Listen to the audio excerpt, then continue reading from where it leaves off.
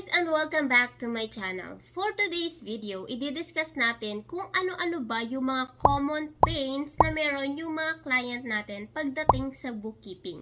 So kung interested ka sa topic na to, please keep on watching until the end. Do not skip para wala kang mamiss na tips and tricks na i-share ko throughout the video. So without further ado, let's get started!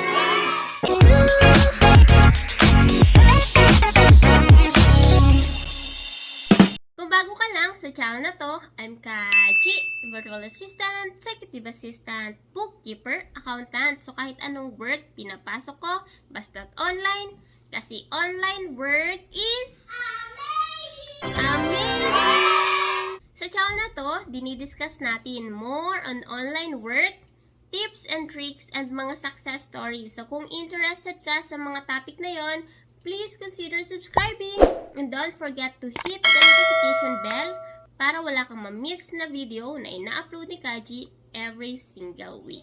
So guys, ano-ano nga ba yung mga common pain na meron yung mga clients natin? So, isa-isahin natin sila guys, and number one dyan, based sa experience ni Kaji, is technology. Kasi yung mga client natin is hindi naman lahat sila techie.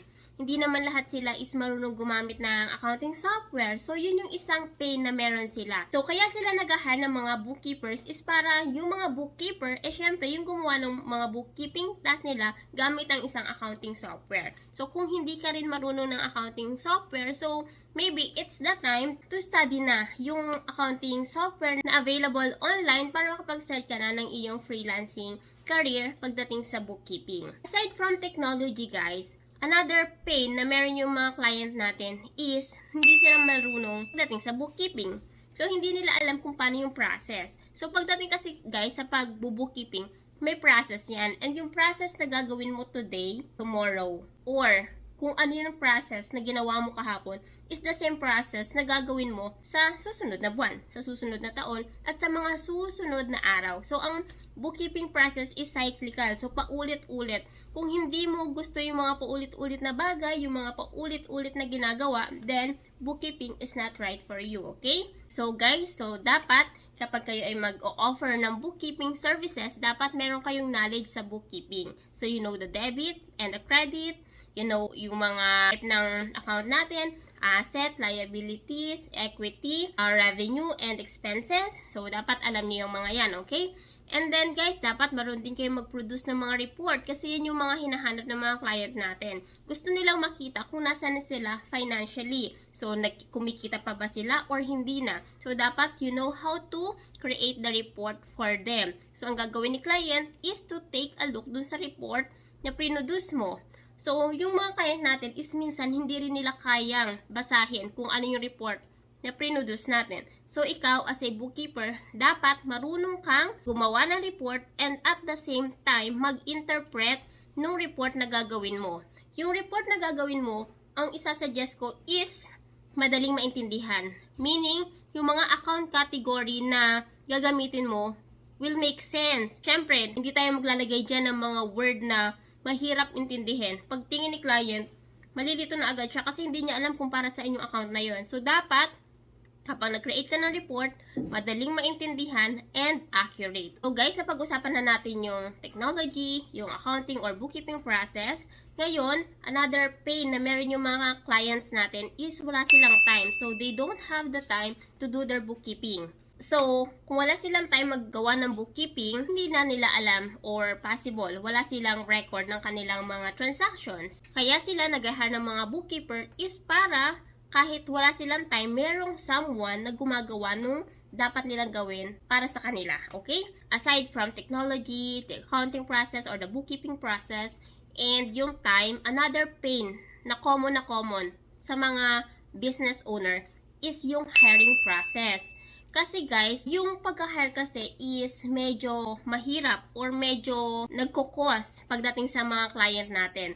So, yung hiring process is very critical kasi yung paghahanap ng mga bookkeeper is mahirap. Mahirap humanap ng bookkeeper na reliable, mapagkakatiwalaan, marunong, or expert pagdating sa ganitong field. So, ngayon, yung hiring process is isa sa mga pain na meron talaga yung mga client natin. So, mas maganda guys, para mas mapayas mo ba yung client mo is make sure na during the interview, during the application process, or dun sa pagpipitch mo para makuha mo yung client na yun, is make sure na ipapakita mo yung the best mo na. So, kung hindi mo pa napapanood yung mga common questions or ano ba yung hinahanap ng isang employer pagdating sa isang bookkeeper or sa isang virtual assistant, meron tayong create na video dyan kung saan na-discuss ng isang CEO yung kaniyang mga hinahanap pagdating sa isang applicant, okay? Another pain na common pagdating sa mga business owner is yung pagte-train ng bookkeeper. So, kung si client walang experience sa pagdating sa bookkeeping at wala rin siyang masyadong gaanong knowledge pagdating sa bookkeeping, kung magte-train pa siya ng isang bookkeeper na wala ding knowledge or let's say merong konti pero hindi ganun ka-ling ba or ka-expert ba, medyo mahirap yan pagdating sa mga client natin. So guys, make sure na kapag kayo ay mag-a-apply sa mga bookkeeping job, make sure na meron kayong something na i-offer dun sa client mo. Something na makakasolve ng problem niya. Something na makaka-lessen ng time ng client mo, na makakapag-focus siya sa pag-grow ng business niya. So guys, mas maganda talaga is kapag sasabak na kayo sa pag-hunt ng client is make sure na meron kayong knowledge sa accounting software, meron kayong knowledge sa bookkeeping, meron kayong kahit konting experience pagdating sa bookkeeping. Kasi guys, kung ang hanap mo ay freelance, walang client na mag-hire sa'yo, na i-hire ka pa. Kasi freelancer ka, so dapat alam mo na kung ano yung tama, ano yung hindi dapat gagawin. Alam mo na yung process, alam mo na yung mga dapat iniiwasan ng mga bookkeepers. So, dapat ready na lahat. So, dapat meron ka ng process, meron ka ng list ng mga documents na hingin sa client mo. Dapat meron ka na ring timeline kung kailan mo matatapos yung account niya or yung books niya. And then also, dapat meron ka ring existing contract na pwedeng i-edit. So, i-edit mo na lang yung name, yung address, yung inclusion and exclusion, and syempre yung amount. Okay, so guys, mas maganda talaga as a bookkeeper, lalo na kung ikaw ay freelancer, mas magandang meron ka ng knowledge and experience. Okay, hindi naman kailangan bonggang-bongga yung experience mo, okay? Pero mas maganda talaga hasain mo yung sarili mo by taking sample cases o kaya sample company, gagawan mo ng books or gagawan mo ng bookkeeping. So, magandang experience na yun, okay? Pag freelancer kasi guys, mas hahanapin ng client mo or i-expect ng client mo meron kang experience. Kasi, kaya sila nag-hire ng bookkeeper kasi wala silang time para gawin yung bookkeeping. So, kung ikaw ay ititrain pa nila, masyado yung time-consuming pagdating sa kanila. So, kapag nakita nila sa resume mo na wala kang experience, tapos ang ina-apply mo ay isang freelance bookkeeper, then for sure, medyo tagilid tayo doon, okay? Pero kung halimbawa, full-time, and then naka-indicate naman doon sa job post na they are looking for someone na trainable, so pwede yun. Na kahit walang experience, i-accept nila, pwede kang mag-apply doon kasi for sure, hindi yung freelance, okay?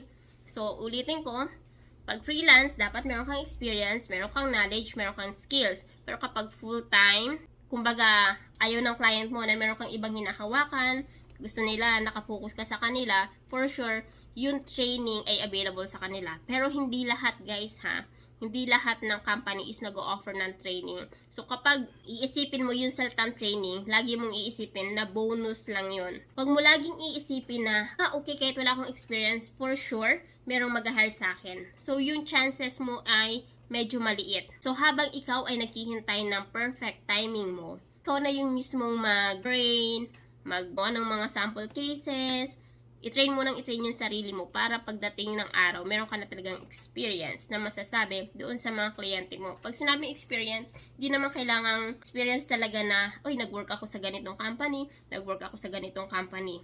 Okay? So, hindi naman kailangan ganun. Ano lang, kumuha ka ng mga sample statements sa Google, open ka ng Zero account or QuickBooks account, and then gawin mo kung ano yung nagawa ng isang bookkeeper. And then, kung hindi mo pa alam kung anong ginagawa ng isang bookkeeper, meron tayong video about that. Ito siya. Kung hindi mo pa napapanood, make sure na panoorin mo yan para meron kang idea kung ano ba yung ginagawa ng isang bookkeeper. So, ayun yung mga common pain na na-encounter ng mga clients natin. So, technology, the bookkeeping or accounting process, yung time, yung hiring process, and of course, yung kanilang pagte-train ng mga bookkeeper and pag-retain, okay? Guys, sana marami kayong natutunan sa video na to, especially kung ano yung mga needs ng ating mga kliyente. So, kung gusto nyo pa ng other video like this, please comment below and let me know. And if you can also share this video, I would really appreciate that. And yeah, I'll see you on my next video. Bye!